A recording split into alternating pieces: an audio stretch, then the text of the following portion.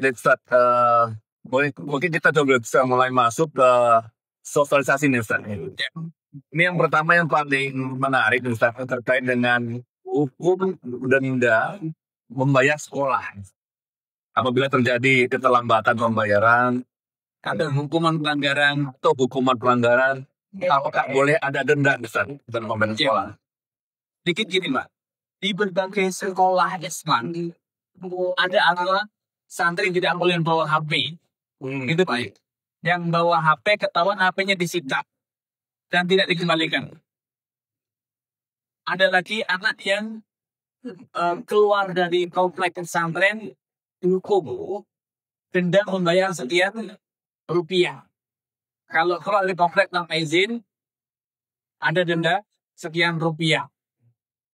Ada lagi aturan santri yang tidak komit atau tidak berbahasa Arab akan dikenain denda berupa sekian rupiah dengan uang. Apakah praktek semacam ini yang diterapkan oleh sebagian lembaga, saya tidak katakan semua, sebagian lembaga pendidikan Islam, apakah praktek semacam ini benar atau tidak? Hal ini menjadi penting karena kita mendeklar bahwa lembaga kita pendidikan Islam. Seharusnya aturan main yang di sana pun harusnya sesuai dengan aturan Islam. Masa pendidikan Islam tapi cara mendidiknya dengan cara-cara yang bertentangan dengan syariat Islam. Tentu kontraproduktif. Maka akhirnya ini kita bahas karena banyak sekali pesantren yang menerapkan hukuman sita. Ya, baik HP, baik mainan, game, dan lain sebagainya banyak yang disita dan tidak dikembalikan. Bahkan sebagainya dirusak. Dirusakkan, dihancurkan, dimusnahkan. Apakah tindakan semacam ini sesuai dengan pendidikan Islam? Ya.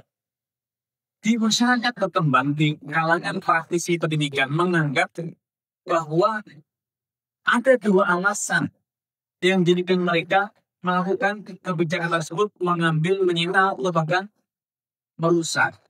Yang pertama, itu sudah disampaikan sebagai aturan di awal. Ketika masuk pesantren, aturannya dilarang menggunakan HP, kalau membawa HP disita.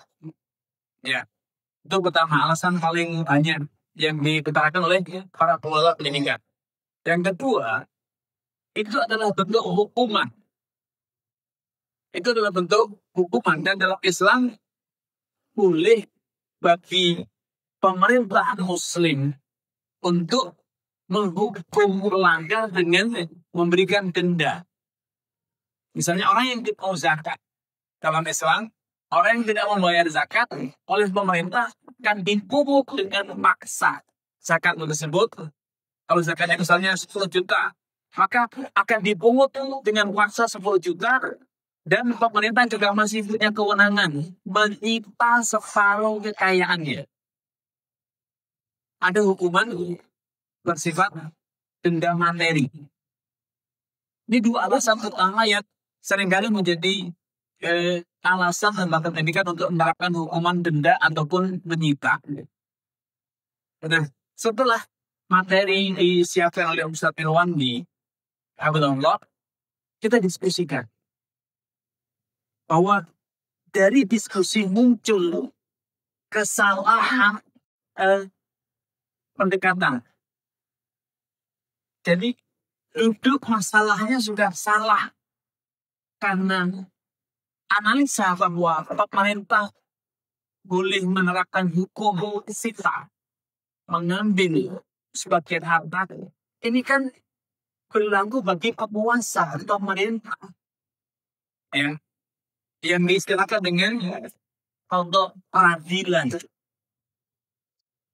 Sedangkan lembaga pendidikan itu dasarnya tarbiyah, bukan penegakan hukum.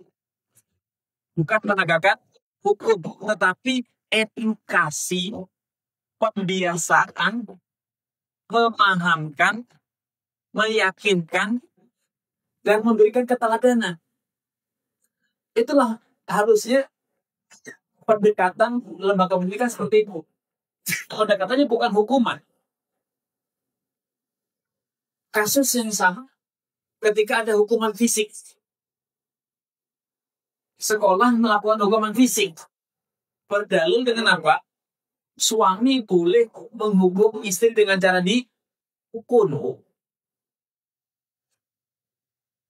Pemerintah boleh mencambuk keadaan berzina dengan apa mencambuk. Ini secara pendalilan kurang tepat. Kenapa? Karena itu adalah hukuman. Dan yang punya kewenangan menegakkan hukuman itu adalah pemerintah. Yang punya pijakan hukum, syarat-syarat untuk memberikan hukuman, punishment, itu adalah pemerintah. Sedangkan lembaga pendidikan, dasar utamanya adalah tarbiyah, pendidikan dan pembiasaan. Nah, kembali pada kasus HP, sangat ironis ketika HP itu dilarang di pesantren, sedangkan ustadznya kesana kemari nenteng HP, sehingga keteladanan itu tidak terwujud. Keteladanan tidak terwujud. Seharusnya kalau memang ustadznya bawa HP, anak didiknya diedukasi bagaimana menggunakan HP yang benar. Ketika ustadznya bawa HP ke kelas, ini adalah sebuah pendidikan bahwa kelas adalah tempat bawa HP. Kok bisa ustadzku ngasih contoh seperti itu? Karena guru ditiru, itu konsep pendidikan.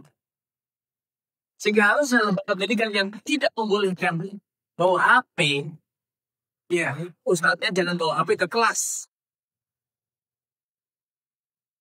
agar anak-anak tidak tergoda.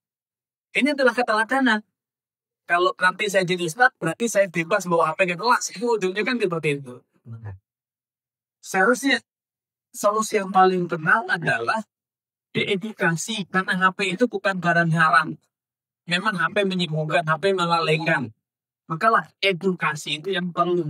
Sebagaimana hari ini anak kita diedukasi untuk tidak pacaran, tidak berzina, tidak minum khamr, karena itu membahayakan, tidak tawuran, karena itu membahayakan. Maka seharusnya kalau lembaga pendidikan sadar bahwa HP adalah pisau bermata dua, maka anak kita harusnya diedukasi bagaimana menggunakan HP yang sehat.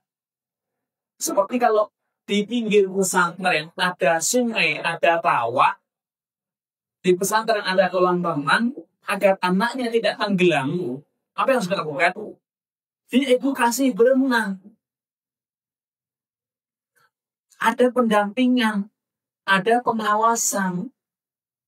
Nah, ketika lembaga pendidikan mengambil cara instan, dikat, diambil, bahkan dikuasai, dirusak. Ini adalah pendidikan di bawah alam sadar bahwa mengambil harta orang lain dengan semena-mena itu legal.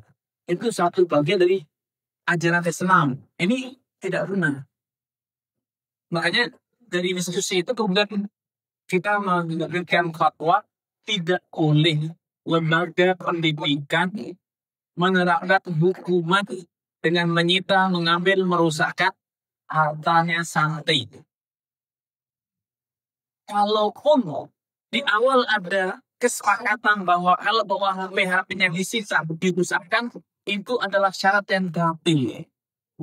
Syarat yang tidak sah secara hukum, melanggar aturan syariat. Kenapa?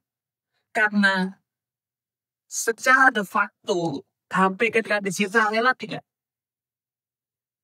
Tapi rela Ustaz, di awal menyetujui syarat itu dia rela gara-gara terpaksa ada yang diterima. Ada keterpaksaan agar anaknya diterima.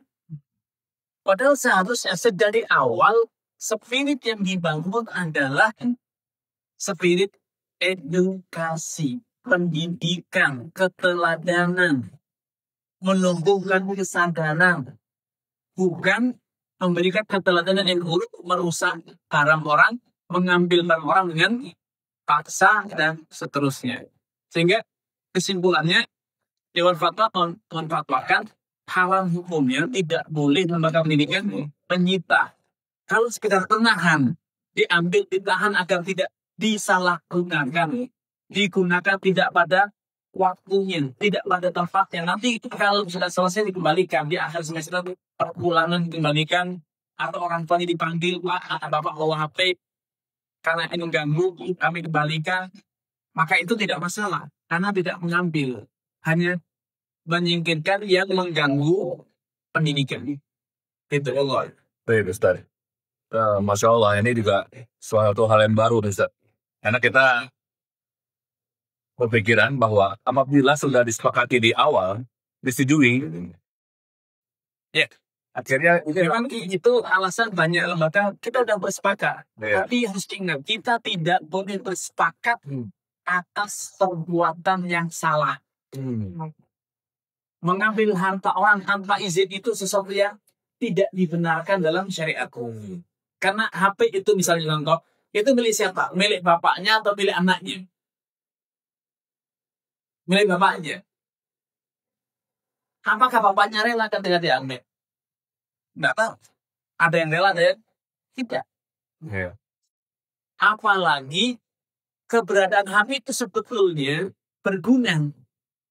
Disinilah problem lain, bahwa kadang lembaga pendidikan mengabaikan sisi positif HP dengan mengedepankan sisi negatifnya HP di lembaga pendidikan. Padahal ketika HP itu digunakan dengan bijak, dengan tepat, justru bisa mendukung keberhasilan pendidikan. Orang tua komunikasi, memotivasi, menyelesaikan keluh kesah anak. Itu seharusnya hal yang seperti ini dimanfaatkan, bukan malah dijadikan sebagai ancaman. Ya.